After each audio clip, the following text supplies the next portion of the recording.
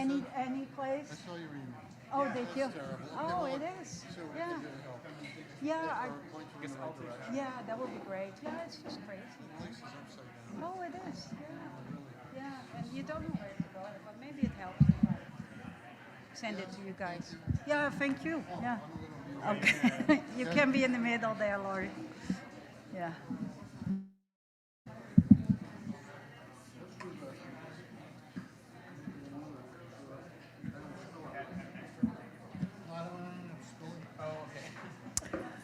Okay.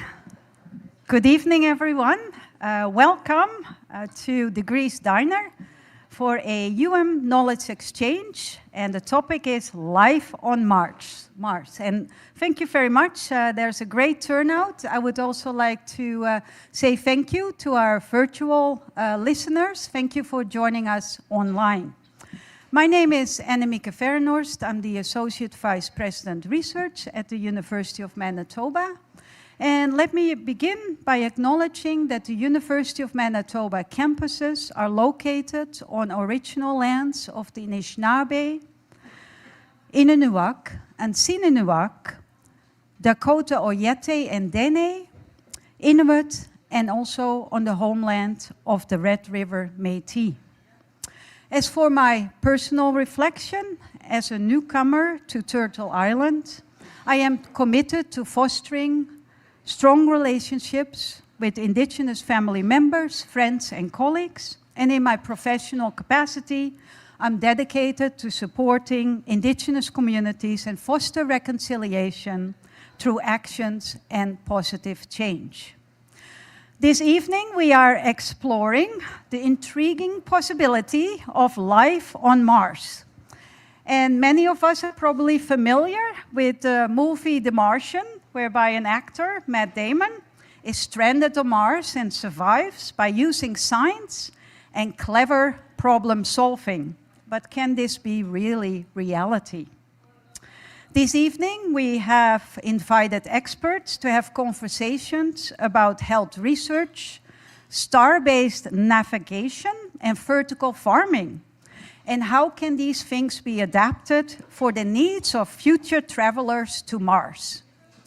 The Knowledge Exchange is an important opportunity for researchers to share their knowledge with the general public and the community at the University of Manitoba at large. And the Knowledge Exchange is hosted by the Office of the Vice President Research and International with support of the Learning for Life Network. Our moderator this evening is Dr. Phil Ferguson. And Dr. Ferguson is an Associate Professor of Aerospace Engineering in the Price Faculty of Engineering. He is also the McGillen Industrial Research Chair and founding director of the STAR Lab, that stands for Space Technology and Advanced Research Laboratory.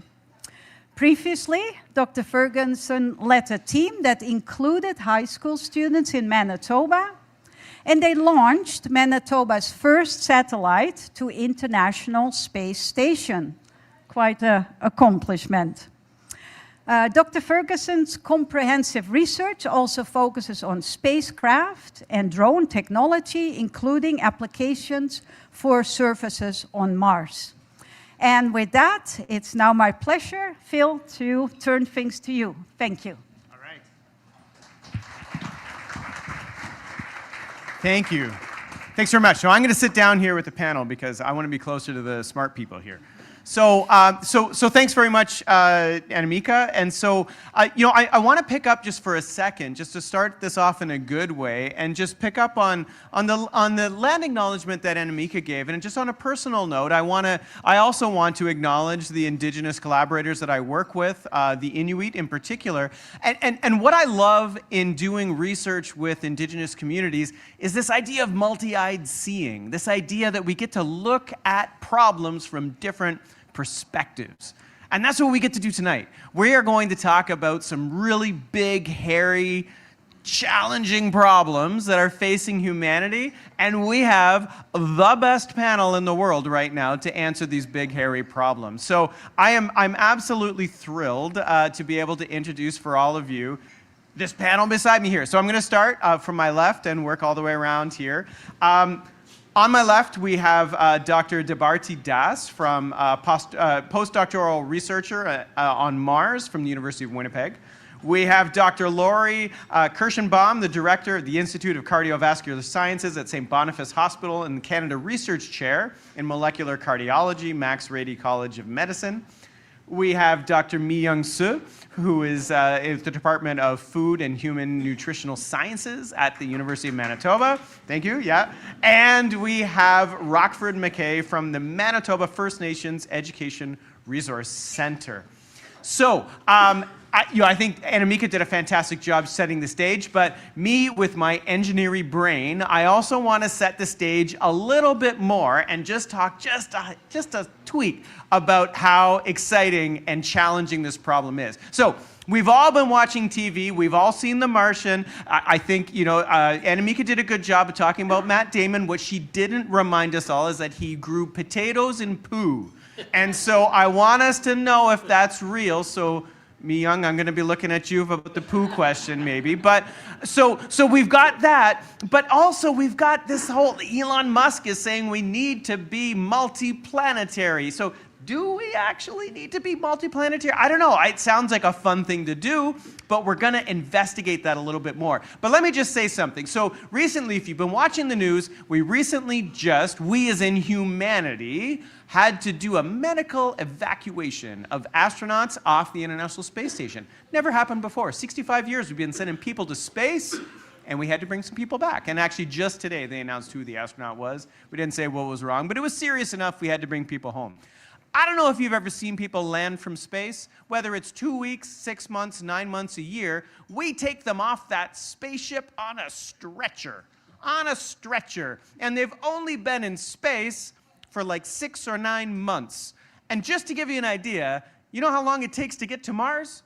9 months. And they're going to be in weightlessness. And then we're going to say, okay, astronaut, time for you to walk out and explore Mars. And what happens when they fall and break their hip when they land on Mars? Well, it's hard for us to get them back home because, and this is where my nerdy engineer brain comes in, we can't just turn around and go home. There's this thing called a synodic period, which means we have to wait on Mars. You know how long the wait time is?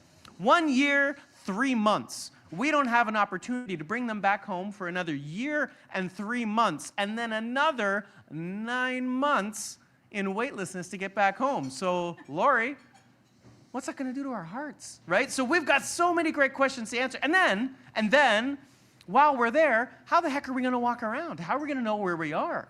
I was talking to Rockford the other day. We were talking about Lake Winnipeg, and he was saying, we got this covered, right? Rockford, you were saying, yeah, our elders, our indigenous elders, they've been walking around Lake Winnipeg in the middle of a snowstorm with no GPS.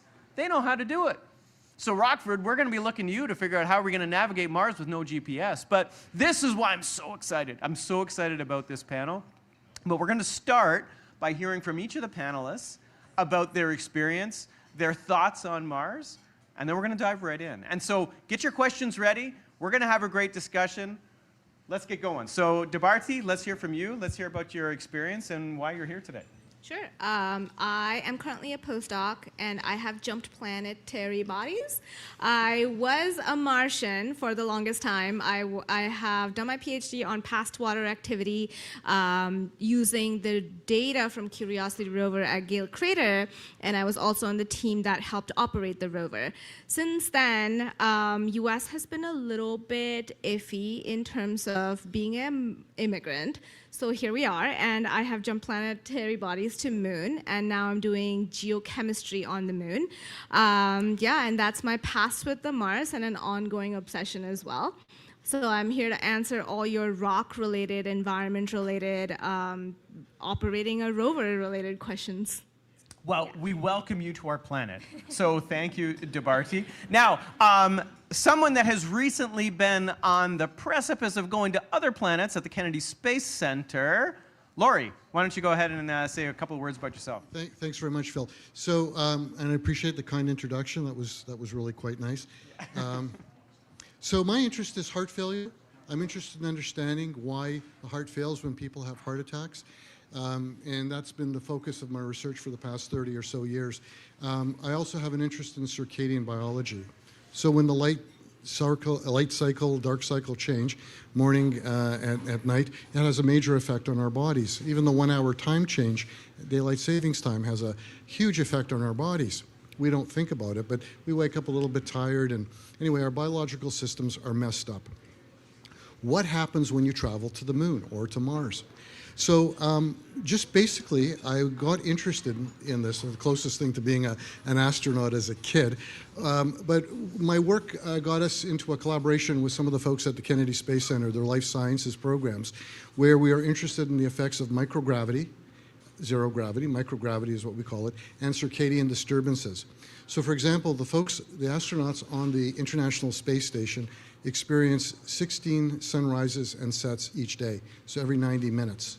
So light is coming up, coming down, coming up, coming down. So you can imagine those who may have trouble sleeping or not, you have those blackout curtains, because even that little beat of light affects our sleep.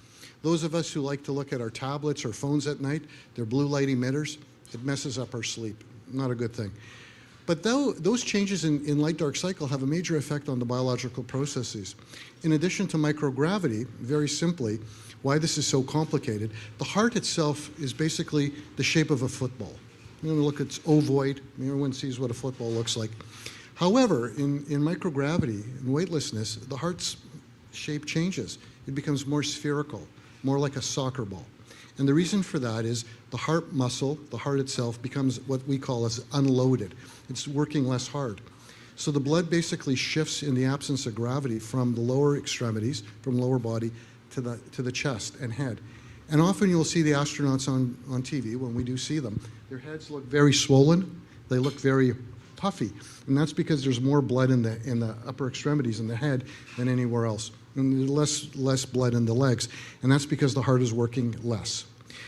This is very similar to what happens in people with heart failure who have a heart attack. The heart changes its shape, its ability to pump blood decreases. So we wanted to know if we could learn from what happens with the astronauts when they return to Earth. As Phil mentioned, they have very hard time walking. It's because their body adapted very, very quickly to microgravity. And so their heart muscle shape changes, the rest of their body shape changes in terms of physiology. And we want to learn if we can adopt some of those physiological changes to how we can treat people with heart failure on Earth. We also want to understand how this is going to be for long-term space travel. So the longest we've stayed in outer space on the moon has been 3 days. We haven't been back since. There are missions, obviously, to go back. But for any long-term planetary exploration, Mars, anywhere beyond, we really have to understand how the body functions. So I was honored to go back. I was there a couple times now in June with another colleague of mine. It was an absolutely unbelievable experience, like a kid in a candy store, being able to see some of the technologies and work hand in hand with some of the NASA scientists. So that's what I do. I'm interested in the physiology and understanding how we can adapt the body and understand from what's going to happen in long-term space travel and what we can learn and adapt it to how we can help people here on Earth. Okay, thanks, Laurie. So, Mi Young, we have to eat. We have to eat when we're in space. So how do we grow food? So take it away. How do we do that? How are we going to do that? All right. So I am basically trained as a nutritional lipid biochemist and a clinical dietitian. So I don't know why I'm here actually, except the eating part. I don't. When Elon Musk, mentioned last year sometime that human can live on Mars by 2055, 30 years from now on, and I haven't even made myself to Churchill to see polar bear, and then I have to plan to live on Mars. So I have no idea. So my research is combining with precision agriculture and nutrition metabolism and prevention of chronic disease. And one of the study is that we're going to grow. Our study is to grow vegetables not just for the yield, but for the impacting human health. So that can be applicable for people who are traveling to to Mars. So using smart vertical farming system, we control the, the environment of, vegetables growing, like changing the, lights and changing the nutrients and so on. And then we want to change the, chemistry in the plant that is called phytochemistry. The changes is very important. And why? Because those phytochemical compounds influence in our bodies, metabolic syndromes and then, chronic disease, syndromes and oxidative stress, inflammation, and so on. So these are all related with, chronic disease, cancer, obesity, and, heart disease as well too. So one application that we are using, not to the Mars yet, but with partnership with one of the indigenous communities in northern Manitoba called Opaskwayak Nation, we established this smart vertical farming and to enhance the access to year-round high-density nutrient crops in the communities where fresh food accessibility is very limited and the chronic disease burden is very high. So the bottom line here that my research question is that is precision agriculture can prevent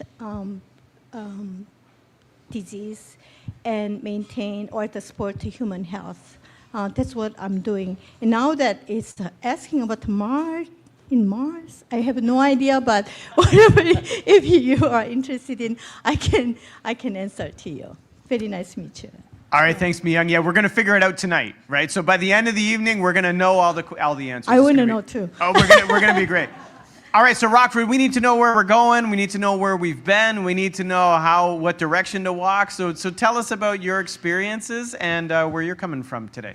Right, I felt the same way when I got the invite. I'm there. Oh man, what can I add to this? And I thought about it, and part of my job is taking a portable planetarium all over Manitoba and sharing star stories with First Nation communities. And then I realized something. I remembered one of our old stories about how the Anishinaabe came here. We believed that we were star people. And Nanabuju would walk among the stars, and he was lowered down from the hole in the sky. Of course, that we called it Baganagijik, but it's the Pleiades. And he came here, and he lived here. So we already have experience with traveling in space, so yeah. Maybe I can help out. All right, thanks, Rockford. So I think just to set the stage here, I mean, I know we've all seen, or most of us have seen The Martian. We've seen TV shows about Mars. We've heard Elon Musk talk about Mars all the time.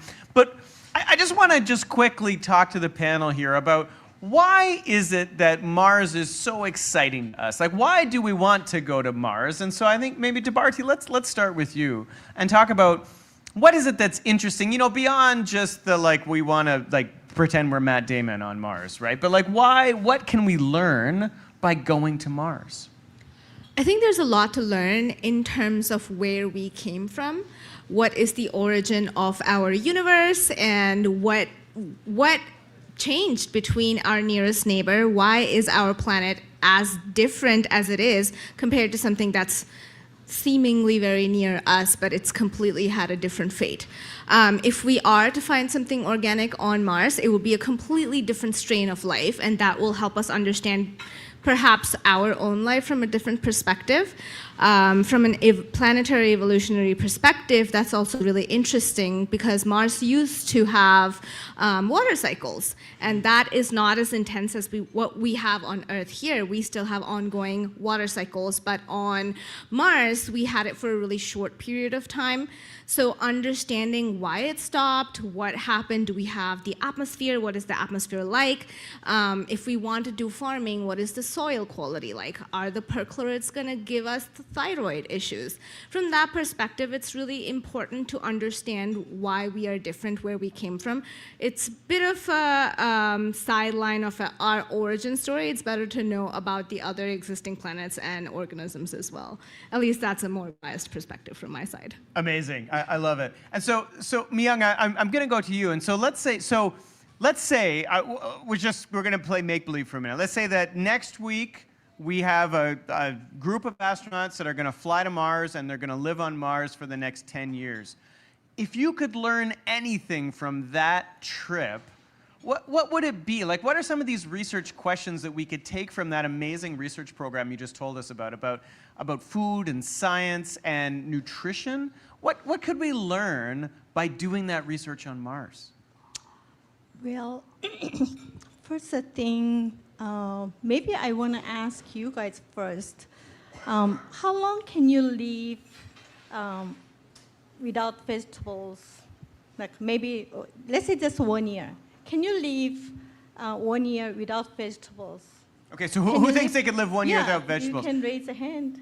If my daughter was here, she'd be like, hey, 10 year. years, 10 years no veg. I'm Wow. good. Potato smiles all the way, right? Like, that's not really a veg, Right. I right? don't know, does ketchup count?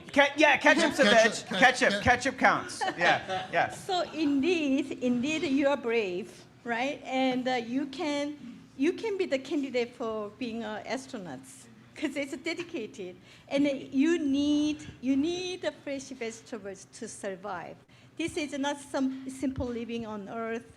I mean, so in Mars, extreme conditions, living there for 10 years, you say? Oh my gosh! Sure. Why And not? without vegetables, fresh vegetables, basically this is no life sustained because one is the major reason is that food can increase the bone density in low gravity, Yeah. right? And then immune function in the closed environment for 10 years, I don't know. Yeah. And another one that is what about the normal metabolism? You can tell more, about it. In the normal metabolism, can I maintain metabolism for over 10 years?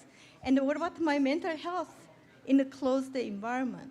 All of this is related with what you eat, actually. It's related with your food consumption. So something related that you want to grow using in a smart vertical farm version, settle in Mars and grow fresh vegetables, you can solve somehow this type of health aspects. So that's what I can see.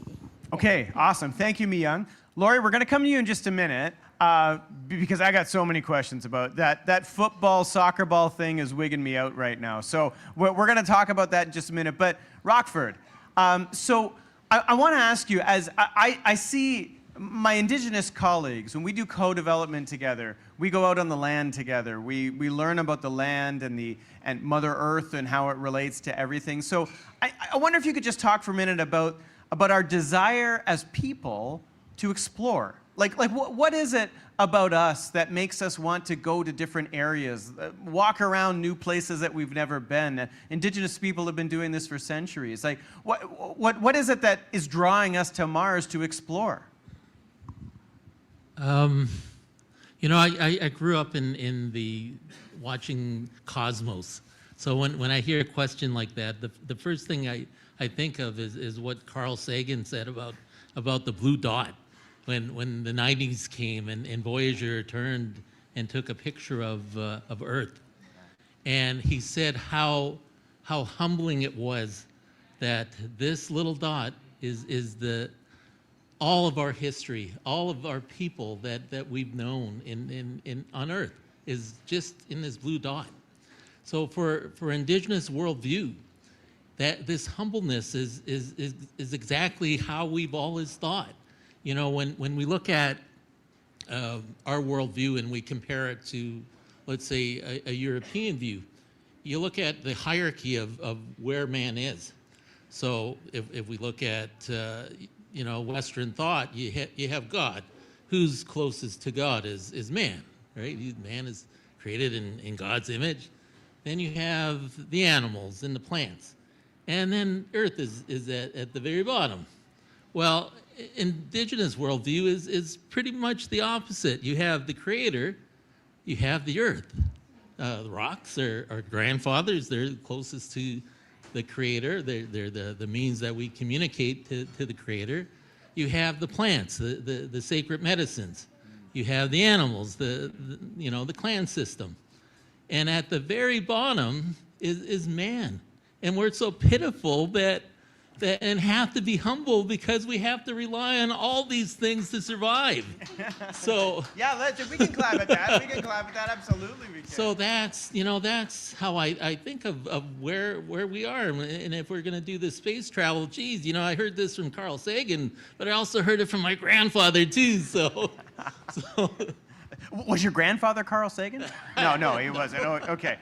All right. So thanks for that, Rockford. So Lori, we're gonna in a minute we're gonna talk about all the challenges, all the wrong things, all the reasons why this is gonna be really, really hard. But I'm gonna ask you the same question that we talked to Mi Young about, which is that if you could have access to a team of astronauts that are going to Mars, and you just got all these burning questions about your football, soccer ball, heart thing, about the circadian rhythms and the blue blocker sunglasses, what would you want to research? What do we want to learn by sending people to Mars? Yeah, it's where to begin. Yeah. I think we have to look at the essence of let me see if I can put this into words I can appreciate and organize in my head. So at the very simplest, an organism, a single cell organism, and that becomes a multicellular organism, that becomes a being, an animal, a creature, and then the organ systems. We really don't know anything about these systems. And then disease processes, cancers, heart diseases, other kind of forms of diseases. And by learning through that, we are kind of, in a way, explorers. Jumping to different planets, we're explorers. But what I found really interesting, and even some of the discussions I've had with the astronauts in our foray into this, is really understanding how adaptive the body is and how plastic the body is. When I say plastic, not made out of plastic, but the plasticity and the ability of the heart to adjust, the body to adjust. We go outside, we have to put a parka on, but a lot of folks early days didn't have moose knuckles or Canada Goose parkas, but we have to insulate ourselves. So it's no different than if we went to another planet. We have to worry about environmental systems, the type of spacesuits, oxygen, etc. But what's interesting is that we often forget where we are. And in respect to the Earth, one thing that I really couldn't appreciate how complex the body is and how adaptive we are. So when in space, when you see the old footage, you can check out YouTube later this evening or tomorrow. All the footage of the astronauts on space, the environmental suits, the suits themselves, the spacesuits are not very thick, but they have to guard against cosmic radiation. They have to guard against the heat temperature changes, because basically, if you're on the moon or anywhere else in space, let's say the moon, one side of the body could be 200 degrees, as an example. The other side could be minus 200 degrees, just because you're in and outside the sunlight. So the environmental conditions that we have to adjust, how to protect the body, how to understand, ways that we can survive long term. What I would want to learn from the astronauts is how adaptive these processes are, and if we can learn, because you can grow perfect crystals in space, if you could use that technology or understanding to develop new medicines, to understand how you could potentially treat diseases on the Earth that we can't otherwise understand, you can get a better understanding of what takes place in microgravity. So that's where I come to this, and adapting it so that we can actually, find new resources, etc. But understanding how the body, how complex it is really, you think you know something and you realize how little you do know. But it's a really exciting opportunity. Yeah. Okay, fantastic. So we're going to go to the audience in just a second, but before we do, I just want to poll the panel here. I'm loving this vibe that we got going on here, and I want to find out from each of you what you think the biggest challenges for us to get to Mars, do some cool stuff on Mars, and then come back home. So we're going to start the other side here. So Rockford, we're going to start with you. So from your perspective, your lived experiences, your work with the communities, what do you think our biggest challenges in getting to Mars and doing cool stuff there? I think, yeah, just keeping your marbles together for that long, and it's even if you're with a crew, you're so far away from Earth that how do you not panic? If you're sick or I'm sure there's going to be some really deep questions and finding yourself during this trip. And so I think just the inner part is a huge challenge to overcome. Never mind the technical. Yeah, absolutely. And so DeBarty, so while we're trying to find our inner self, like Rockford's saying, and keeping our marbles about us, can we distract ourselves by looking at cool rocks? Can we be trying to figure out where water used to be? Like, what do you think the big challenge is going to be when we're there? I mean, sure. I would die like a geologist on Mars, yes. But a lot of leaps in space science comes at the expense of human life. And that is so easy with Mars. First of all, like you said, it takes about 9 months, between 7 to 9 months. What kind of resources do we have to keep the person in journey? Once we get there, I don't think we quite have the technology to bring them back. So we're basically sending a human sacrifice. Sorry to say that. I mean, even if there are people who, I don't know, going through a bad breakup, who just want to go to Mars, it's just. My daughter just went through a bad breakup, and man, yeah, wow. I don't know if she wants to go to Mars. You know, it's just not that fun. We can't guarantee the safety of them coming back. And to me, from a human perspective, it's just like I don't know if any geology is worth human life at this point. But once we have that established technology, when we're asking the right questions in terms of planetary protection. Honestly, I don't think it's very feasible to colonize Mars right now. And if we put a lot of that effort into making Earth a better place, I think that's a better place to put our focus in. But are we answering cool questions? All the time, all the time. Okay, excellent. And so, Mi-Young, what do you think the biggest challenge is for us to send people to Mars? Big challenges, even for personally to myself, I'm not interested in going Mars anyhow. Okay. So I haven't even thought about the challenges, going there. But for 9 to 12 months to get there and coming back to that 2 years, I don't think by even as Elon Musk said 2055, only 30 years away. By then I'm gone from the Earth, so I don't even have to plan to go to Mars. But personally, I think it's very, very challenging to go there and to live there. I mean, curiosity part is just 1% in my side. Yeah. So that's what I want to say. All right, and Lori, what are you thinking? What are the biggest challenges? I can't sit still for 2 hours and the 35 minutes it takes from Winnipeg to Toronto. So to sit for 9 months, I think the biggest challenge, really, kidding aside, is the environmental components.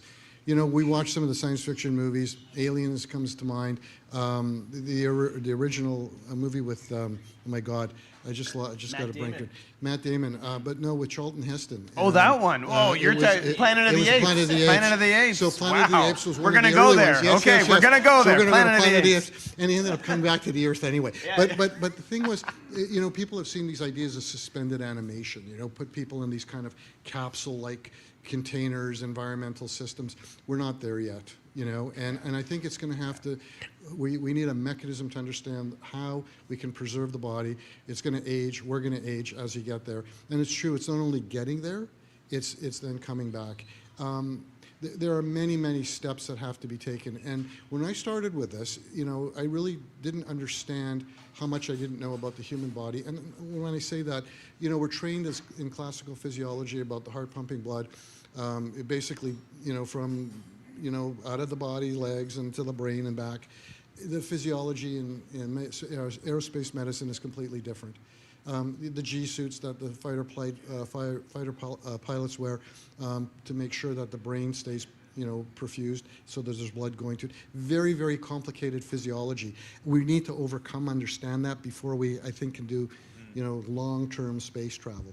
It'll be interesting to see with the SpaceX and, the Blue Horizon, what that ends up doing in the next several months, and we start going back to the moon or doing a loop around the moon. It'll be interesting to see, but I think we're not quite there yet. Okay. All right, so listen, I'm going to do what my kindergarten teacher told me to do, which is share. I'm going to share this. I could sit here and talk to this panel all evening, but we have got a lot of curious minds here, the Knowledge Exchange. So let's exchange knowledge. Let's ask some questions. Do you have any burning questions about what's going to happen to our heart? What's going to happen? Yeah, there's a question back there. Yeah, let's take a question from the audience. Please, go ahead. I guess this is mostly an engineering question. But in terms of the raw weight, basically you hear sort of the public version of how much estimates of the amount of weight that it would take to create like a self-sustaining civilization on Mars. In terms of like in the engineering field, when you're talking to people who kind of know this stuff, do you have an estimate? And then we can kind of work backwards of like how many launches you think that would take and like what the actual logistics would have to be built in order to get us to that point? Yeah, that's a great question. I don't have a number in mind, but one number that I will put in front of you, which is, I think, a bit sobering. So we've all seen pictures of Elon Musk's gigantic Starship, super heavy Falcon, biggest rocket in the world kind of thing. They're saying that they need to do at least 10 to 12 launches of that ginormous rocket, like way bigger than the Saturn V that went to the moon before. 10 to 12. Just to get enough fuel in orbit to send one crew to the moon and walk around. So, and that's only for like a week, right? Like because they're not going to be there for a lunar night, which is 2 weeks, right? So, I mean, you scale that, I think we're talking hundreds, thousands of launches of a super heavy rocket to get the hundreds of tons of equipment that we need to Mars. I mean, you heard DeBarty say, I think that realistically we're talking about sending people on a one-way trip, and I think that's because we're still working on trying to make fuel when we get there, because if we need to launch 12 rockets into low Earth orbit just to get enough fuel to go to the moon, then how the heck are we going to do that to get to Mars and back? And back. Now, Isaac Newton does most of the work. We only need to kind of get ourselves in the right orbit. We can coast back there, but I don't have the numbers in front of me. But anybody else? I mean, does anybody else have any idea? So Rockford, maybe I'll just ask you, when teams are going out on the land, and your ancestors would go out on land for a week or something. I've worked with Inuit hunters, and they pack up their komatik and they take that out on land. It's a lot of stuff they're taking, and that's on Earth, right? I mean, how would they plan for like a trip like that? Well, if it was a long trip or a long hunt, they would have to plan even cache sites. So they would travel and prepare ahead of time. So it would be putting food and other stores in under rocks and stuff, and so it wasn't just always a one, let's bring everything and go. So it was a lot of planning to do that, and it depended where the hunts were going to be and that travel. Yeah, and I think that's an important part because some of this stuff we have to take with us, but some of this stuff we can grow when we get there, right, Mi Young? So to what extent can we make stuff when we get there so we don't have to bring it with us? Well, growing vegetable is not on Mars is not actually science fiction. Indeed, that astronauts on international space station, they already grow and then eat lettuce in the low gravity. So learning from that, actually, we can actually bring that knowledge back to the Earth and think about opposite, the other way around. We can actually think about how to apply those knowledge to food security in Earth, right in here, because we encountered a lot of food security in nowadays extreme weather conditions, right? So how can basically growing vegetables on Mars in the extreme condition is basically a test site for our future farming, I think, right? So we learn that knowledge and then how to grow vegetables, efficiently and enriched, phytochemical bioactives, and then sustain human health in a way, right? Living in the extreme conditions. So the other way that it's extreme conditions they can grow, then we can learn it, how to sustain our human health on Earth. And so wherever we go, and then we can live, thrive very happily on the Earth. So. I love it. Yeah. So, so I have to say, so my students in Star Lab, we're working very closely with DeBarty on a mission to the moon now, and actually some of my colleagues from Magellan are here in the room today also. One of the things I just have to say, a very nerdy science thing, just last week, a lot of my students went to your lab at the University of Winnipeg, and they started posting all these selfies and pictures of them holding pieces of the moon, pieces of the moon. So when we think about going, so this is related though, we're gonna go to Mars, we all wanna get rocks back home, right? But they're heavy, and we just heard it's gonna be hard to send stuff there, let alone bring stuff back. So when we're on Mars, what capability do we have to measure and analyze and do science in situ, like they're on Mars? Or do we have to bring the stuff back to Earth? Like, can we do the analysis there? Yeah, absolutely. We have the current rovers doing a fantastic job. In fact, we even have, I think it's still in the plans, I don't currently know the progress of it, is to bring the samples back. It's the Mars Sample Return Mission. I think the plan to me seems wild. It is, I think there are finger-sized vials that the Perseverance rover is collecting, and it's dropping as it's going. And there would be a reconnaissance or vehicle that would go and rendezvous with another launcher and then collect these samples and bring them back to Earth. I would very much like to see this succeed. Then we would have actual Mars bits on Earth. We do have Martian meteorites on Earth, and I think that's as close as we can get to touch Mars. We are doing excellent, I mean, now I say we are doing, but I think currently we're getting excellent in situ data with our robot friends who are enduring a lot of radiation and don't care about atmosphere or really cold conditions. We are in Canada, but I think it's less fun on Mars for sure. So our robot friends, yeah, we do send robot friends all the time to Mars. And so Lori, when we send robot friends, we don't need to send things like ultrasound machines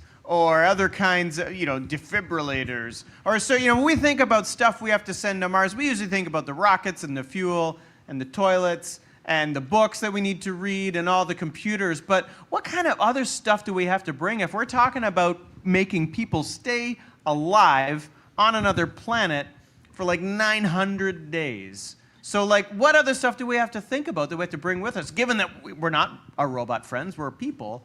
Right? Some of us act like robots, but how are we going to keep these people alive, and what stuff do we need to take to do that? Thanks, Phil. I think it comes back to the original comments I made about environment. I mean, Mei Sung has talked about you basically need water, you need a food source, sustainable, and you need the environmental protection. I think those are the key elements, not only getting to Mars or anywhere else, but also some kind of habitation that protects against all these different adverse events. So yes, I made a comment about the cold. We have to worry about the sun. We don't recognize how protective the ozone layer is. The Van Allen belt that protects us against meteor showers, magnetic fields that can be really, really strong. So the point is there's a lot that we have to do to protect the body. It's incredibly fragile. Something that we take for granted. It's an incredibly fragile but incredibly complicated machine. I mean, our bodies, when you think about what we do and how much, they must do, one heart, has to last a lifetime. Hopefully, God willing, you live, 80 plus years, some not so much. Diseases that occur, but the body is incredibly complex. And so by understanding that, those are the key elements. It's the environmental protection and understanding how you could put somebody, the mental capacity. You talked about that too, Rockford. I mean, the loneliness and how that would be. What drove some of the astronauts crazy, and when I say that in a tongue-in-cheek comment, the isolation for many months up in the space station, or when the two folks had to come back, astronauts came back because they were stranded. You know, it's the mental isolation that really plays a role. And, you know, the astronauts are well trained, and of course they're well selected for this sort of thing, but we're humans, right? And everybody has a breaking point. And I think that consideration is really important. It's the human component of it, not a bot or anything else, you know, running around on the planet. Yeah, I love that. Okay, do we have a, yes, yeah, do we have a question here? Good day. My name is Andre. Thank you, first of all, to the speakers and this great discussion. And I always dreamed to be a cosmonaut or astronaut to get to the Mars. But my question comes from real life, from exchange, knowledge exchange. And my question is following. Looking at the trends of public health and the prevalence of chronic disease in the current population in Canada, do you think with this pandemic situation that some specialists say, by the time we reach the technology to construct everything, to send human beings to the Mars to inhabit it, do you think we'll have young people who will be able to cope and have the capability with their health to go there, not only to reach, but inhabit the planet or not? Yeah, that's part of it. I mean, I'm sorry. Go ahead. Well, No, I didn't know take if you it, wanted. take it. No, no. I just assumed you were directing it to me. Absolutely. Go. So the answer to your question is very, very important, because as the body ages, the person ages, and you'll age faster in a microgravity radiation environment. That typically is one of the side effects of the astronauts when they came back, early Apollo astronauts coming back, and some of the shuttles pilots and crew. Not so much because they weren't in space for such a long time, but there's a greater aging process, greater incidence of atherosclerosis and stiffening of the blood vessels, and it's just part of the aging. So you raise a very important point that, you know, what are you going to do? You're going to have to send younger, healthy people. The astronauts that do go into space, they're healthy individuals, and so you could argue, well, you're going to take a person maybe like myself, or a little not as athletic as I might used to be. You know, the last thing I want to do is go into space. But even though I'm interested in the point is that people get ill and they get sick, and the bottom line is that we're studying healthy individuals that are traveling around. I don't know what this is going to be like for people with pre-existing disease.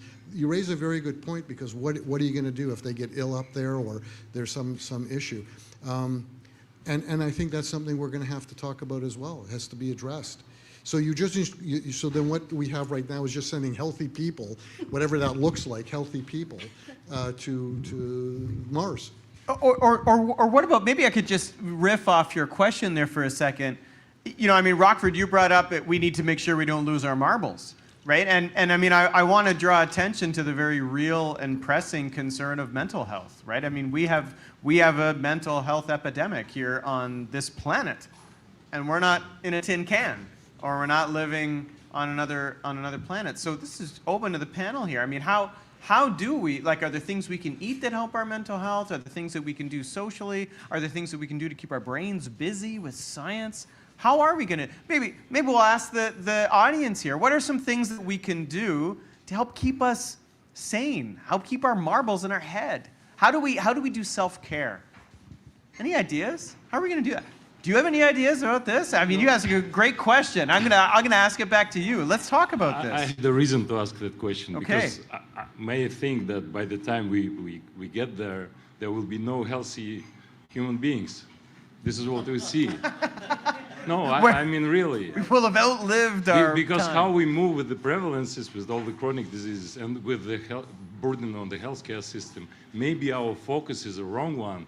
Maybe by that time we'll have to construct an emergency room with this human being to send him, because he won't be capable to have these physical abilities.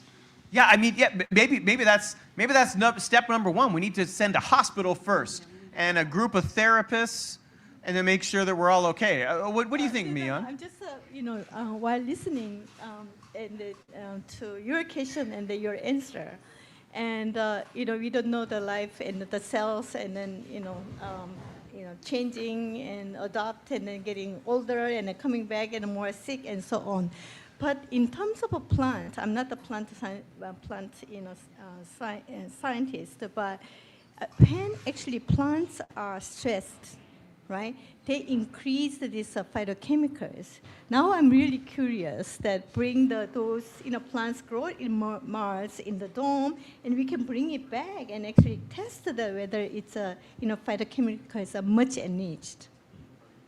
Yeah. So the other way around, Okay. right? So we can make more nutrient dense, bioactive dense plants over there. Okay, with this the is great. extreme condition. I feel have no like idea. we're getting But somewhere. this is We're the getting one that we somewhere. need This to is test, good. Yeah. All right, do we have another question here? Yeah, let's go. Yes, thank you. I'm Victoria, and I'm an alumna. And I'm analogizing with what we have now. Our oceans are just as unknown in many respects as outer space. And I'm thinking to myself something recent, which was that there was a submarine, and of course we know submarines are often submerged for many weeks or even months at a time, so that's an interesting, aspect. But there was a submarine skulking around Greenland. And on the submarine, one of the submariners became critically ill. And fortunately, there was a wonderful hospital and hospital care in Greenland helping Trump's political here, skulking around submarine, and that poor soul of the young submariner who was literally going to die without help. So the question is, since we can look at that as somewhat of an analogy, what happens if someone who is young, who is perfectly fine, I mean, we don't send people who are have any physical disablement in submarines. They're usually really top-notch physical shape. What if one of them suddenly gets critical and is about to die? Do we then have to abandon them? Because surely we wouldn't be having the access, as this thankful young submariner did, to the wonderful care that was available on shore in Greenland. There's no Greenland up there. Yeah, that's a great question. I mean, there's a question about our own mortality, our own risks that we take as explorers, right? And the real and present medical risk. I mean, we just evacuated some astronauts. I don't know. I'm kind of thinking, Laurie, Rockford. Do you have anything to maybe add about that? Like, what does this look like if we have to come face to face with the reality of exploration like this? Yeah, I'm just thinking back to the previous question too, and now with the submarine, maybe with these long space journeys, we have to have these Greenlands in space. Maybe, it sounds crazy, but maybe a space station midway, and that's from that point to there, and from there to there, and maybe that's the way to do it, and build these space stations along the way. Yeah, exactly. I think so. We need to think a stepped approach. But so Laura, I mean, like we were saying, I mean, in Greenland, we've got ability to treat people. Trump wanted to send a hospital ship. They said no thanks. But I mean, what are we gonna do? How do we treat people? Yeah, these are really great questions.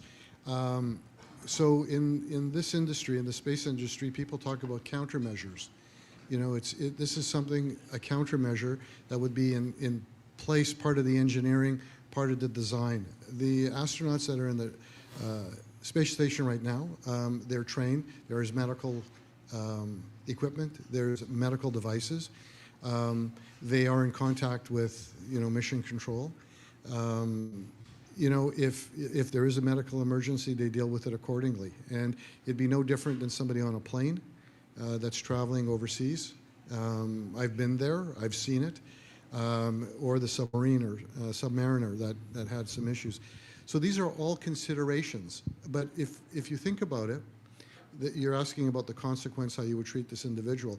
It comes back to the body and the physiology and how fragile we are, and those are considerations that we have to take into consideration. So you can suit somebody up in a spacesuit and put a helmet on and some really cool, gloves and things that are being currently designed. But okay, now what? What if there is a problem? A tear in the spacesuit, it depressurizes. Things like this are all taken into account. So I don't have a direct answer for you, but these are very important questions that really have to be considered. So what I'm considering is someone has an aneurysm Yes, or they could and have, would need surgery, like apparently yes, the of submariner course, did, right? Of course. the question becomes, in terms of mortality, are they chalked up to adventurism? Do they have to be abandoned on the field? As I just saw the movie about the highest mountain in the world. Everest. Everest. I don't know if any of you seen it. If you haven't seen it, it's a wonderful documentary to see. And basically, people fall into crevasses or they lose their oxygen, and they have to be left by the wayside. Mm-hmm. So are we ready for that? And how is that going to impact everyone else on the mission? That's an interesting question. Does anybody have anything you want to add to that? I sort of feel like we as explorers have been doing that for centuries. I mean, explorers go out somewhere and they bring a large team and they don't expect the whole team to make it. I'm reminded of a famous picture by Edward Tufte that showed the size of the Napoleon's army as it traversed across Quebec and not Quebec, of course, Europe and Asia, and it got smaller and smaller as the seasons went on, and I don't think they were bringing them back. I think it was very similar, right? I got something. We live in a time where technology is fantastic, and we have medical advances and stuff, but just my own experience, growing up, I remember, my sister pushing me off the fence, and I fell and I split open my finger, and my dad wasn't mad at my sister, he was mad at me as hell, and it was after I asked him, I said, how come you're so mad at me, and he said, well, now, okay, my dad grew up in the north. And if you got hurt, like, you were in big trouble because there was no doctor to help you. So, so no kidding, he got mad at me. He says, what are you doing putting yourself in that situation? Like, of course, he didn't talk that way, but he said, you're stupid, like, why are you doing that? And I had to realize that, no kidding, his life was different than mine. And these astronauts have to have a different life too when they're going to take this risk, because it is a huge risk. And yeah, they have to be very humble at venturing out and doing this risk. Yeah, good point. There's more questions or from online? Okay, let's take an online one. Yes, one question from online that's come in. What epigenetic changes may take place when living on Mars? Okay, so this one is squarely not engineering here. All right. Boy. Epigenetic This sounds changes. like a plan. All right. Oh my All God. right. Well, I don't know, Laurie. I would say it's a really great question. That's something that we're looking at. Others have been looking at that too. What the question really is, it refers to the fact that our DNA in our cells can be changed. Right? It can be changed, and they're called epigenetic changes. So we have inherited diseases, high blood pressure, skin color, etc., all from mom and dad. Epigenetic changes mean that the environment, something we ate or did, modified the DNA in some way, and as a result, it changes the outcome of a function. So the genes encode proteins which have function. So the question really is what is the effect of space or microgravity on epigenetic changes that would otherwise affect the normal function? I don't know the answer.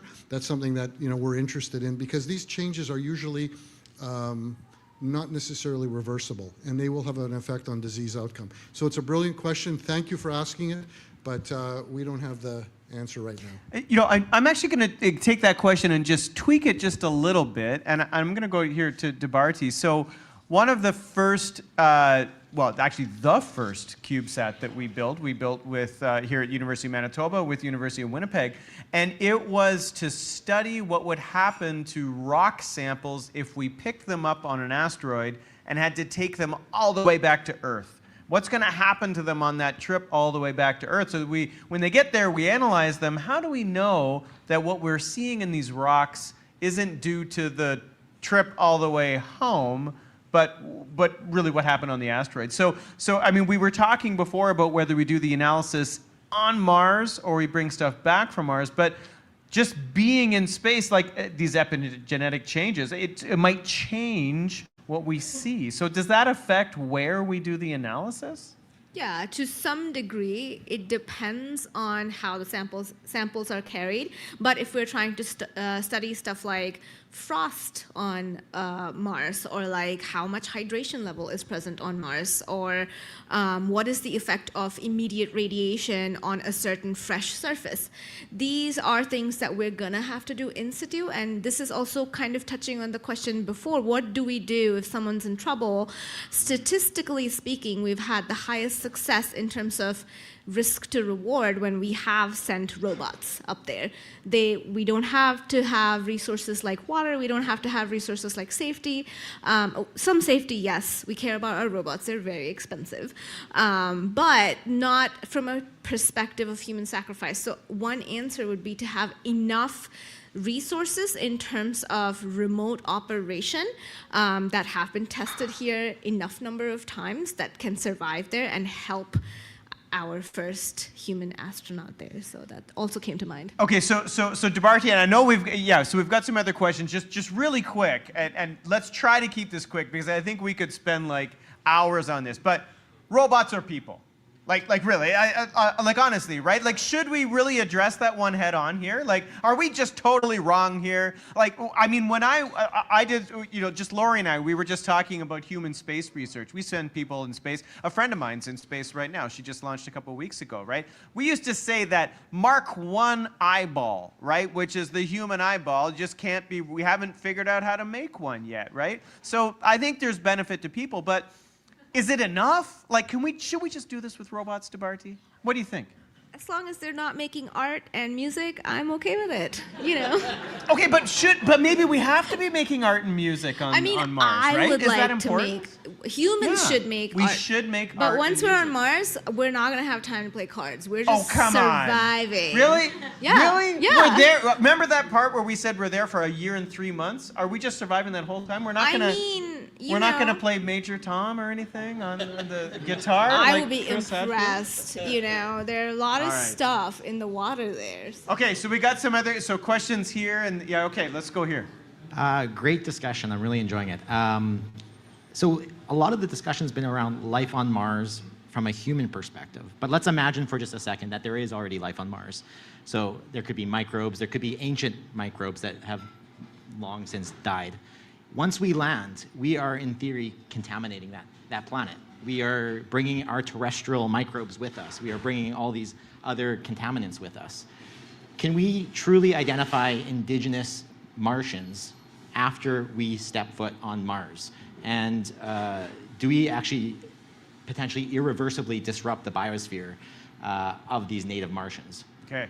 Debarty. I think this I'm was... going to jump in. Oh, yeah, go for Robert, it. Yeah. you're talking about the Prime Directive and the Space Federation, and Star Trek said you can't do that to other planets. That's where I think you're coming from, right? So the Trekkies in the room will understand what that really is. Now right? When I bring Jean-Luc Picard out from behind the curtain, he's going to be a part of our family.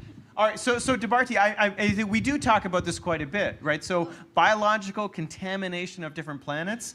This is a huge question. How do we do that? Yeah, absolutely. That's a concern that haunts my thoughts forever. And yes, absolutely. Once we step there, once we introduce things there, it's constant risk of contaminating thing when we are sending any mission up there. Whether we have left something on the instrument, it will contaminate something there.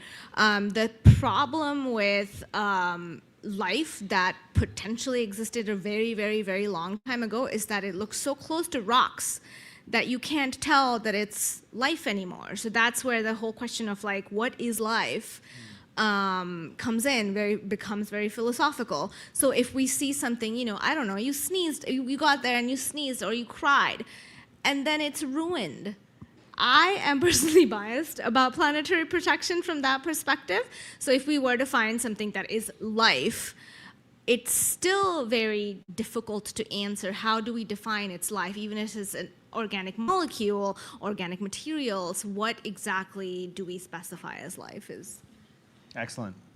Okay, do we have where we're pointing? Oh, yes, please, go ahead. Yeah, a very good session, by the way, and I don't plan on going to Mars by anytime soon. Well, we're going to take a poll at the end. Who's going to Mars? So keep those ready. I don't have any degrees like you guys have, but I'm the oldest one here, so I have life experience. And according to the young lady there, she said that we will not have time to play golf. Cards. Well, I think she said cards, but people play golf on the moon, so why can't we play golf on Mars, right? I mean, radiation, lack of atmosphere, no water. I could go on. I think we just need a little bit more imagination, right? I mean, the Apollo astronauts played golf on Mars, right? So we can play. Don't forget, we play golf in winter here, indoors. Well, we have oxygen in the atmosphere. Indoors. Okay, so what you're saying is Manitobans make the best astronauts for Mars. That's what we're saying? And also, there should be hobbies brought up there. Woodworking, knitting, whatever a person likes to do, that should be part of to keep our marbles. About the marbles, yeah. Well, and even gardening, right? Right, Mi Young? I mean, people, we like to garden. Just imagine the, green. I'm sorry. It's just imagine that, the dome, glowing green domes or the red domes on Mars, and then filled with all these carrots and the kales and all those. Then you can actually go and harvest and then enjoying it. Yeah. Right? Yeah. So that's possible. And so we get food, we keep our marbles, we're doing research, we're making our heart healthy. What's not to like? That sounds like a great hobby, right? And that young woman there that does gardening stuff, you got to bring flowers up there as well. Oh, flowers. Careful. Flowers, I like that too. Beautiful. That's What are you what gonna I do want to do. Valentine's Day, right? I mean, we got to be ready for that, right? It's going to happen. Yeah. We need soil. That's a great question. So there was a question about soil. So Matt Damon solved that with poo, right? Are we gonna have to do that? Well, it's that we have to inside of the dome of the farm of a smart vertical farm. We cannot use the soil, but then if we bring the soil, that's another big questions of a contamination of the Mars, right? So greenhouse. Yeah, we in the greenhouse setting actually that we don't use the soil, and it's a hydroponics replacing the soil, and the LED lights replace the sunlight and so on. So we don't use the soil over there. Yeah. Yeah, that may not have gotten as good a ratings as what Matt Damon did on Mars, but that seems more practical. So thank you. So. Yeah, no, that's true. All right, I see Bruce has got the microphone here. Bruce, yeah. Yeah, and I just want to follow up with the young lady that you were referring to before. Dr. Myung Soo is an outstanding researcher, and one of the top 10 things of not going to Mars, of the top 5 is the radiation. Mm-hmm. And so one of the projects here at University of Manitoba we've been doing for years now is looking at what forms of algae can cross the blood-brain barrier for protecting of your eyesight.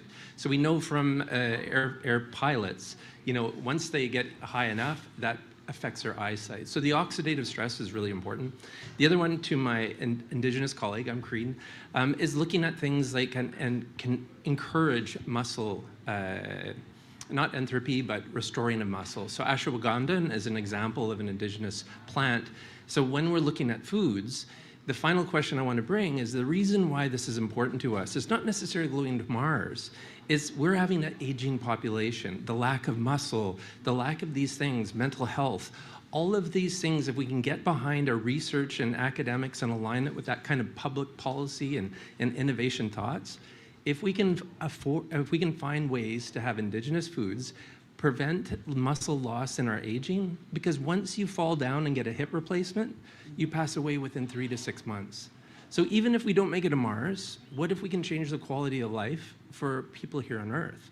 And I think it's that dual kind of use, and I'm using new funding language, but is really important for not only here for space exploration, but for us to work with the academic community in a meaningful way. That's a great question, Bruce, and that's a much more friendly way of us saying dual use. So let's talk about the dual use. So and Lori, I mean, you're doing a lot of this now, right? What can we learn from space flight that makes our life better on Earth? Right. Thank you for that comment. It's really important.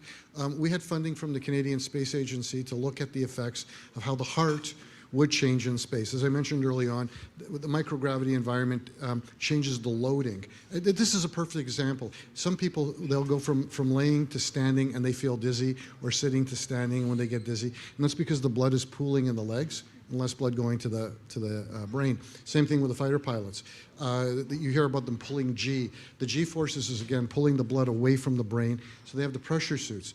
So you're right about the blackout and around the retinas, very, very small vessels. They're subject to oxidative stress. Why I'm bringing this up? What we were looking to study about the way the heart changes its shape was to see how we could develop treatments on Earth. So the translation was, yes, we're not going to space right now, but we want to see how we can learn from these changes that would take place in microgravity in space that could better life and quality of living on the Earth. You're absolutely right. With aging, there's an atrophy of muscle. There's myocytolysis, so the muscle breaks down. And once beyond a certain age, it's very, very difficult to recover. So weight-bearing exercises seem to be very good. There's a debate between high intensity and low intensity. That's another perhaps topic that we can talk about. But the foods, the plants that are rich in phytosterols, we got interested in ellagitanins, ellagic acids that were found in pomegranate, found in various berries, are really, really protective. So if you're quite right, if there's a way to identify wholesome and local and plant-based materials on the earth that can be translated into better care, I think that's the way to go. And especially the very first thing that people are looking at to sustain food in space and other places, Mars, whatever, is plants. It's plant-based technology, because you need the plants, as Mayank saw earlier on, to live. So that's a terrific translational way to learn from what we're going to take from space to help folks on Earth. So yeah, let me extend that. Yeah. So Myung, please. Manipulating conditions, nutrients and so on, so that we can grow the vegetables more specifically and niche the keratin, right? So keratin can metabolize and improve, the eye functions, and the night vision's improving and so on. So there are many ways that we can manipulate and then impact stress, and then change the nutrients and the phytochemicals in the plant that help to improve our health, like eye issues specifically and heart issues, and then we can increase calcium, and then bone density can be increased and so on. So many ways that we can actually use a smart vertical farm and then change the condition and then improve the quality of the produce eventually for improving our human health. And then we can use the indigenous crops too. Absolutely. Right? Yeah, absolutely. Did you want to add? Yeah. Did you want to add to that too, Rob? I was just thinking. Microphone. Yeah, I'm just thinking again, the plant technology and stuff, like looking at indigenous knowledge. I think it's 3/5 of our vegetables that we use came from indigenous sources here in the Americas. So share with us so you can grow Well- those in the indoor system. right. Can I just bring back a comment that Please. sometimes I'm a bit slow here. No, bring it but, up. Yeah.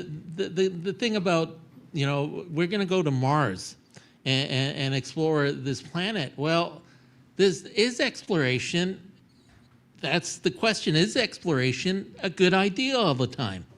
Because man, like when I look at my histories and my people, let's go back to 1492. Like, I mean, we had explorers then. They came over. They contaminated our society and in our world. Mm-hmm. Do we have that right to go to other planets and do that?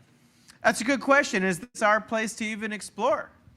I don't know. What do we think? Should we be just making life better on Earth here and just let Mars be? Or colonize? Yeah. Should we be a visitor, or do we overstay our welcome like some of our relatives do, or are we actually? Yeah, that's a great question. We got another question. Yeah, Jared. Yeah, go ahead. Just jumping off of that, what would be the alternative long term? The alternative of this planet? In terms of like saying that we're not going to expand out into the solar system or theoretically later into the stars, what would be the alternative then? It's a great question. So, I mean, I guess the alternative, we better start taking care of our own house here, I guess, Well, is really the... Like, if we commit to not doing space travel, you know, we do have a time limit with our sun.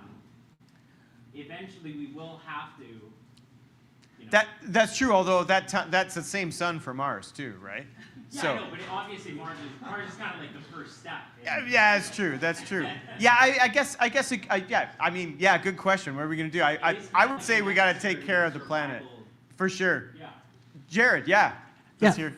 For longer term stays, for growing food, what kind of stuff would we have to bring, say, to make it more sustainable, like cleaning the regolith, and like what kind of composting stuff would we have to bring to like add life to the soil? Yeah, that's a great question. So, Myung, you were talking about hydroponics, and maybe it's not soil, it's something else. So what do we need to bring with us? Yeah, we are talking about the closing indoor system. So closing indoor system means we don't use the soil. It's also stackable. So it's called vertical farming. So very little space. Then you use a vertical side so you can grow more vegetables, but then we don't use the soil. It's just like something hydroponic, but then it's not even just purely simply water. So you can use gel types. So then the plant absorbed the nutrients very slowly, and then so it's a recycling water is a very little because its water is actually. So the nutrients is combined with the water system and so on. So you need the seed, a very good quality seed to grow, and then you need to have a hydroponic system in the gel, and then the LED lights. That's the red lights and the blue lights perfectly for growing spectrums, perfectly matching for growing. Festivals and so on. I've seen a lot of that stuff on Amazon. So I don't know if Amazon delivers to Mars, but... Sorry. What about to send less complicated, to send robots? To send robots, yeah, well, I know, we've been talking... Just program. Maybe we just send robots to grow, I don't know. Definitely, I mean, robots, technology and robots can grow vegetables, but human astronauts, they have to eat. If we live there, we have to eat. And then AI cannot replace my human, biology, right? We have to eat food and then metabolize. So we need the vegetables. I saw in my Saturday morning cartoons, we have to feed robots data in order to stay alive. So So maybe that's what we have to do, feed them data. I know we've got a question at the side here, too. I just have a quick response to that gentleman who asked, what's the alternative of not visiting a planet? Please. Build a really, really gigantic space station with artificial gravity. Okay, artificial gravity space station. Okay, so that's good, because that sounds like it solves some of the problems with the heart thing, right? The football, soccer ball thing. Right? Does that solve all the problems? Does artificial gravity solve all the problems? No, and what other problems do we have? That's the biggest issue. We don't have anything that generates artificial gravity. From 2001, The Space Odyssey, HAL was controlling the complex, right? And you could see the spinning space station. We don't have anything quite like that yet. But even if we were to overcome the gravity effect, there's still other issues. There's the radiation. The cosmic rays are huge. Radiation effect is cumulative. What I mean by cumulative, you have a dose of 10, a week later, a dose of 10 is now a dose of 20. It's not like it washes out of the body. So the radiation is an issue. The light-dark cycle is really an issue. And yes, you could perhaps change the lighting frequency from, yellow to blue. You could change that. There are ways we could overcome it, but we're not quite there yet. These are, again, environmental impacts on the body. Okay, we got a question in the back here. Yeah, please. So when I'm listening to all of you, I'm realizing that Earth is designed for us and we are sort of designed for Earth. So if we're looking for life in water, we're not looking for humans, we're looking for fish. And if we're looking for life on Mars, we're not looking for life like us. So my question becomes like fan fiction as well. What sort of organism would survive Mars? So, Debarty, are we even looking for the right thing? Like, I mean, I'm looking for those green people with the giant eyes. Like, is that who we need to be looking for? But it sounds like we need to be looking for Martians, and they're not like us. So where do we look for Martians? That is such Mars, I guess, an right. excellent question, because our imagination of what life is defined as is biased based on what we see life as on Earth. And when we think about even broaching the question of like growing plants on Mars, first of all, we can't do hydroponics because all the water on Mars is basically a mine runoff. They will not be able to survive. Martian soils have perchlorates, and that will inhibit the iodine, and that will cause thyroid problems. So clearly, Mars is not made for, I mean, you're right, in a way, perhaps in one age, it used to resemble Earth, but not right now. And that is an excellent question. We try to think, what could life look like on Mars, even from a genetic, if we break down our life and we break it down to genes.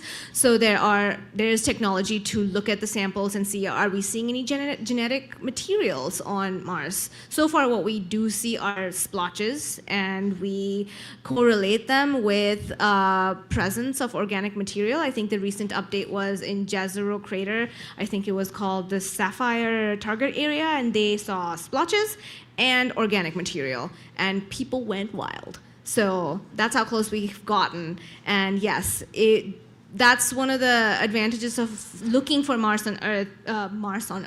Life on Mars is that it will completely redefine our understanding of what the definition of life is. It's a really good question. All right, who do you have? We got somebody inside here. Yeah. Yeah. Go. Hi, I have a question, a medical one. So you mentioned something about suspended animation.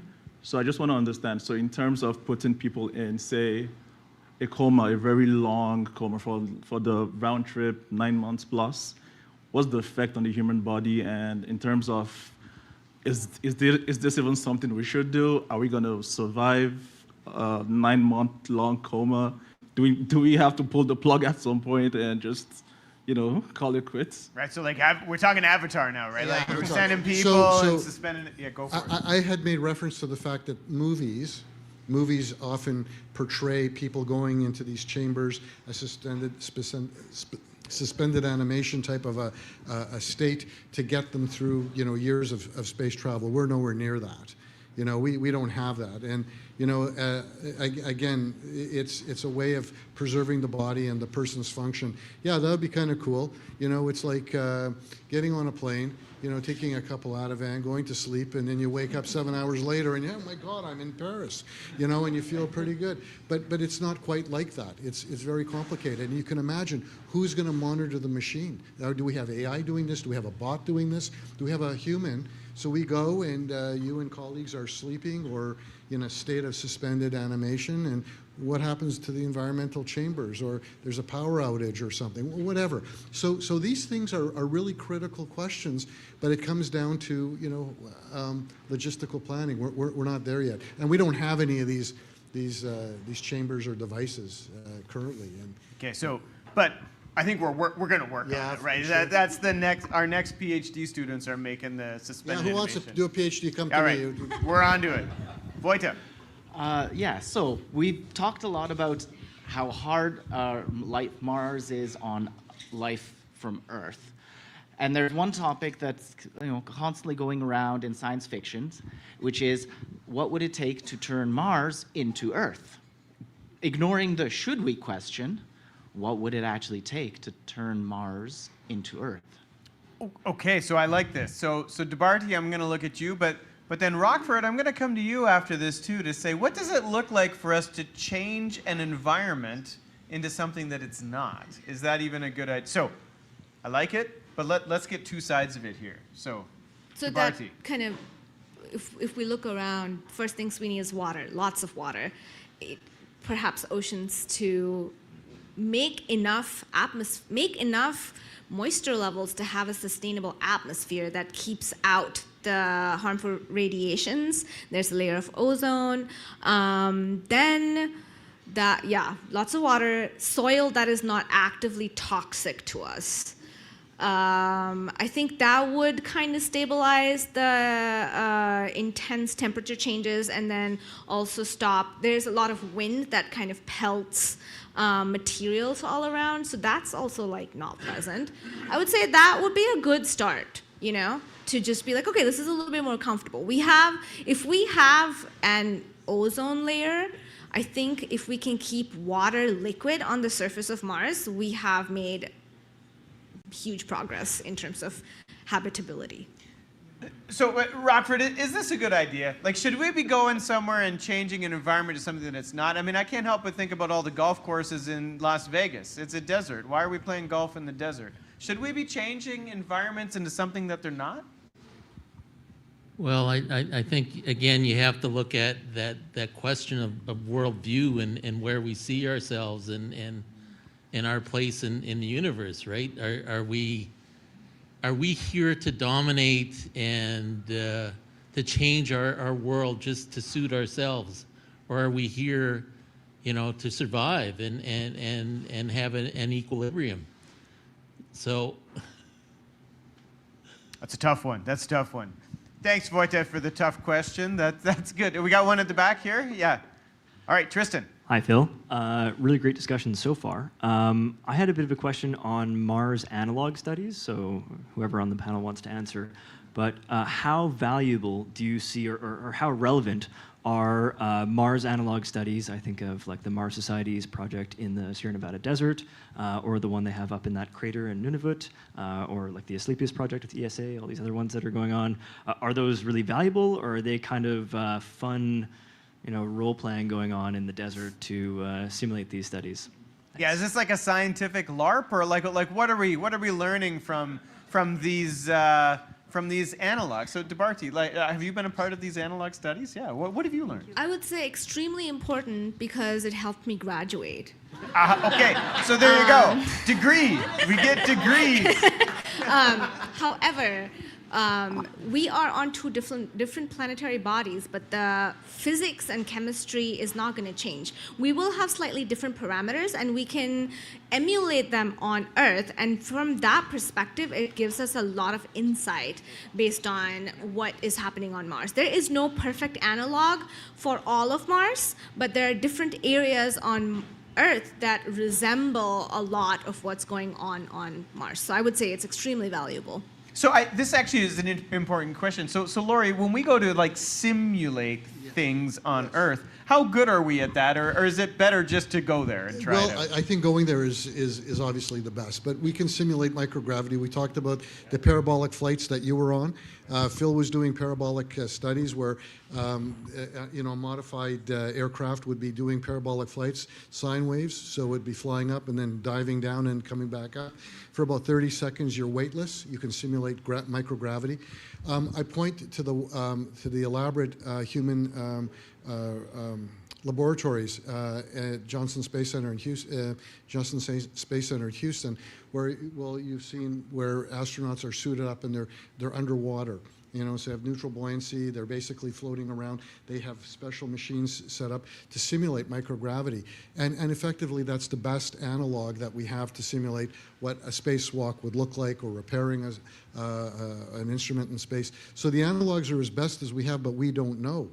We just don't know what a Mars analog would look like. We don't, you know, temperature-wise, et cetera. But the analogs, even for simulating microgravity, what we do is, it's very much like what you see with these astronauts. They're sitting in a circular structure, a gimbal on top of a gimbal that's rotating in 3 dimensions. We do that with our cells. And that's the idea of narrowing out or zeroing out, for the engineers and others, the gravity vector. So where it's pulling down, the cells don't know where up is. The same thing with the plants. And so it's an analog for microgravity.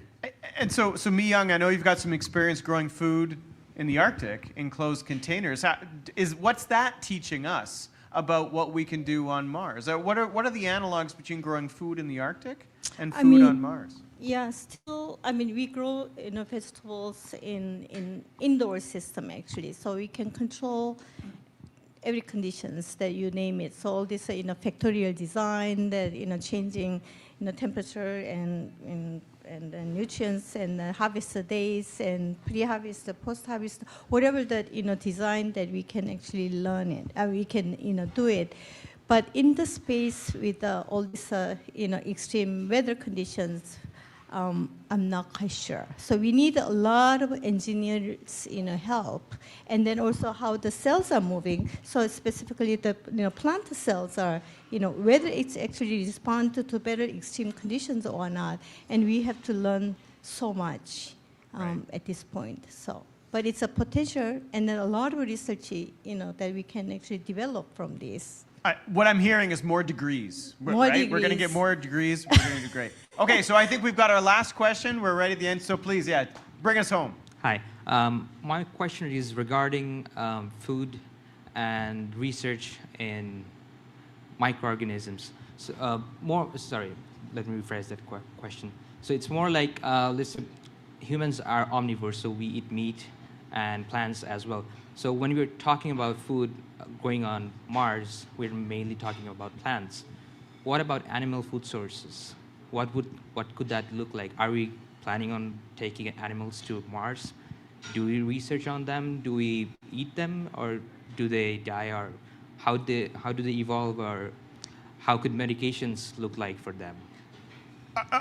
That's a fantastic question. I say there are people researching that, but let me first start with Lori. We're gonna go to Mars. Can we bring some cows? Am I allowed to have a T-bone? Oh my God. What's that gonna do to my heart if I have a T-bone steak? Come on, every now and then, right? It's my hobby, right? We're gonna have hobbies, right? So can we eat meat on Mars? I think. Can I bring my dog You can bring with your me? dog. Your dog? Where did this go? What? You're gonna bring your dog for meat?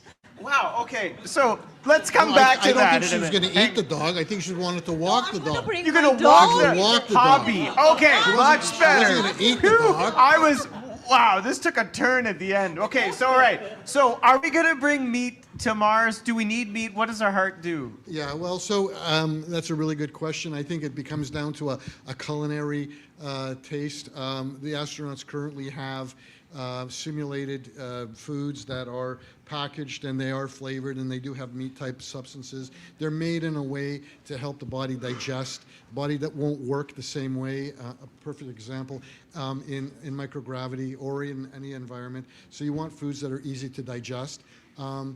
If you fly for an extended period of time, and whether you ate before or not, I can tell you right now, you're going to become bloated. Some may have more gas than others, and that's a very, very known fact that because of the pressurization of the aircraft, you just don't feel well, and people get bloated.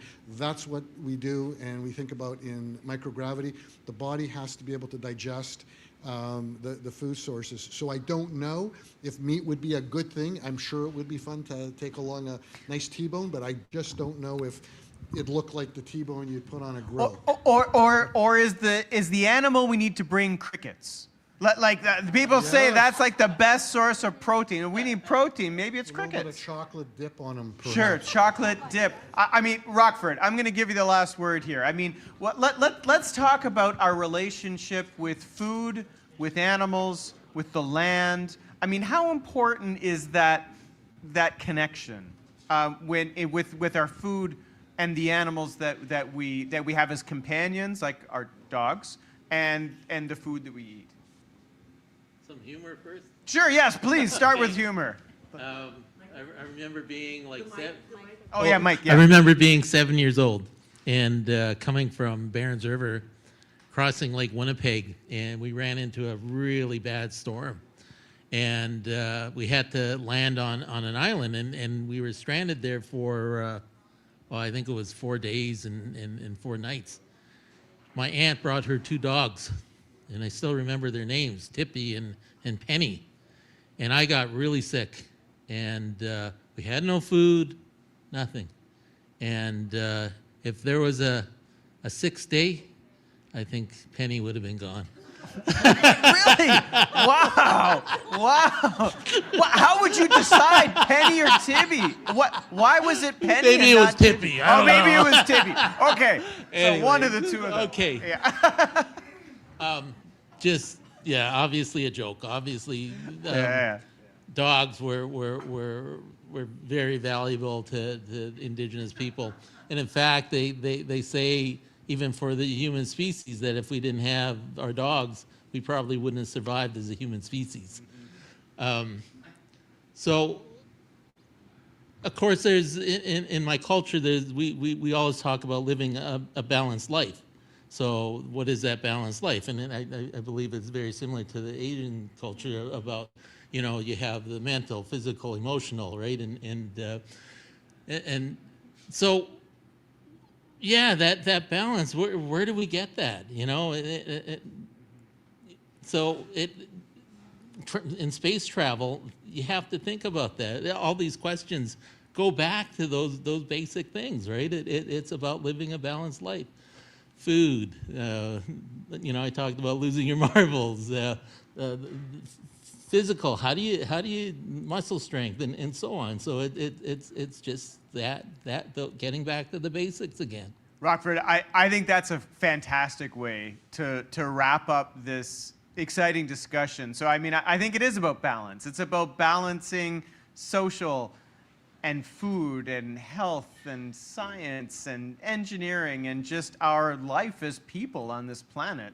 What does it look like to go somewhere else? So I know I've had a fantastic time. I want to take this opportunity to thank our incredible panelists here, Rockford McKay, Mi-Young Soo, Lori,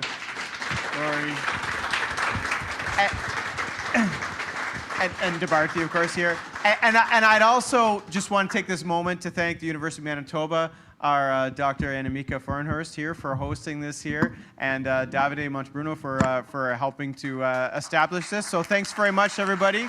Please stick around, ask more questions, and have a good evening. Let's explore Mars. Thanks very much, everyone.